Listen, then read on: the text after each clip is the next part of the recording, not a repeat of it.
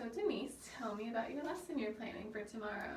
So tomorrow with Jonathan, we are going to practice identifying the elements of a story within a text. We have kind of been working backwards. We worked on inferencing today, so drawing conclusions about what we read. So now we're going to kind of work backwards and start to build or identify the building components of a story and how those components help lead to inferences that we can make. This also lends itself to his reading comprehension as well as his fluency, because if he's understanding what he's reading and reading it correctly, then he should be able to identify these components of a story, which will allow him to continue to make inferences, which is what we practiced today.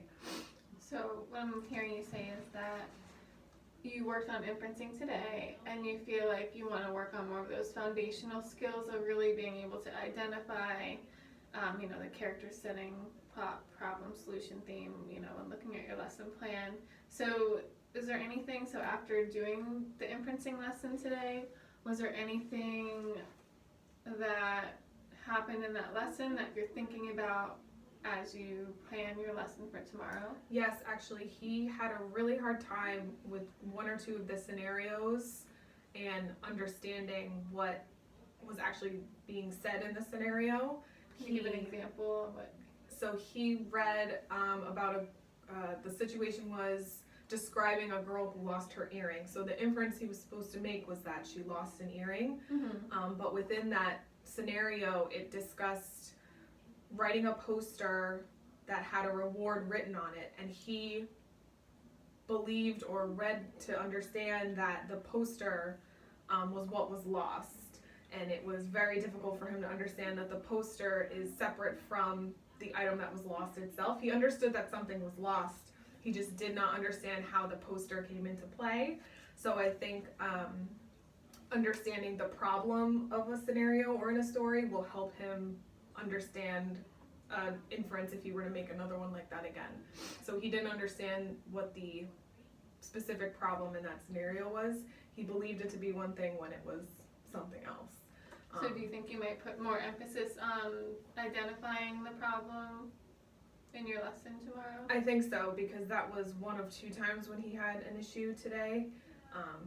He also has difficulty identifying characters and remembering character names, which is not always a detrimental element to a summary or a retell or understanding plot elements. However, when he mixes up character names and mixes up pronouns and calls, a sister or brother, then it becomes more difficult for him to understand a story, which is something I noticed in his assessment with his oral reading as well. So I'm hearing you say that you'll also focus on characters and character names. So can you tell me a bit about the story that you're choosing for tomorrow when you're thinking about that? So the story is very simple. It's a children's book. It's a Mo Willems book, and in it, the little girl loses her stuffed animal, and the mom, Bunny. yeah, and the mom and the dad, the little girl has a name. So I want to make sure that he understands that it's a little girl and what her name is, and to make sure that he follows her story and doesn't get confused with the story of the dad. The page when it has like the it looks like lightning bolts when he realizes that he left the stuffed animal in the in the laundromat. I want to make sure that he can follow the characters and each of their very short journeys within that story.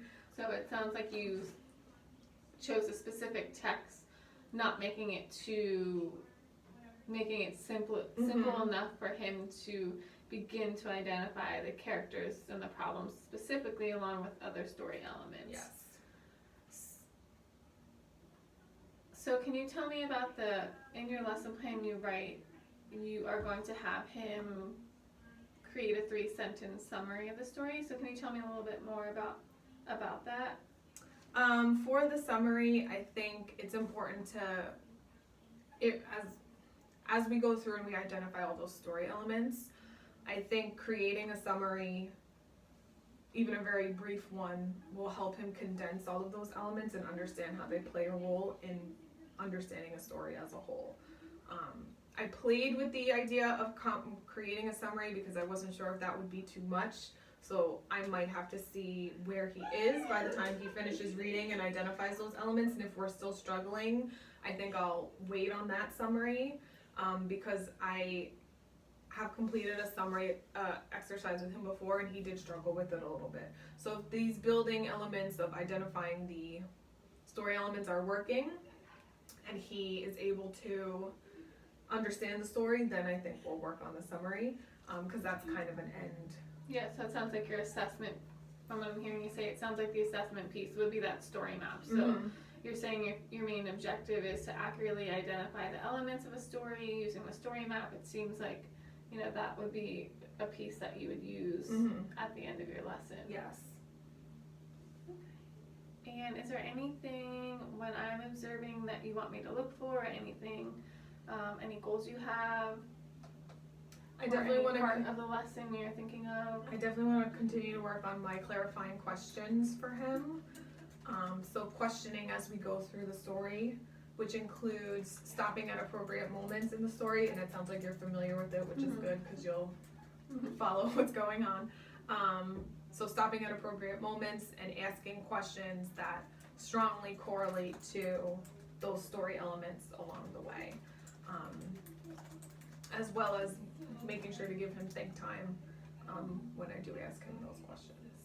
Okay, so what I'm hearing you say is that you want to really be working on the clarifying questions and making sure you're being thoughtful about where you're putting those into the story so that they tie directly to those story elements. So he might be able to make that transfer when he does the story map, and also allowing him just the think time and the wait time.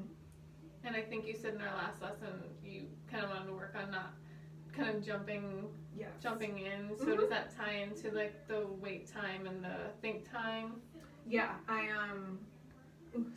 I think that giving him more time allows him to assess what he's actually saying because he listens to what he says. But sometimes he is very quick to give an answer because he's very eager to please me. So today we also practice just kind of looking at what we're reading and then assessing what we're saying and seeing if they make sense. So making sure that the questions clearly direct him back to the text and make sure they're asking those questions about the story elements. I think he'll be engaged in that story. I think so too. That was one of the reasons why I picked it. All right. Do you want to stop it and then do another one with you? So it's 2 separate videos, or do you just want to keep going? I think we could just do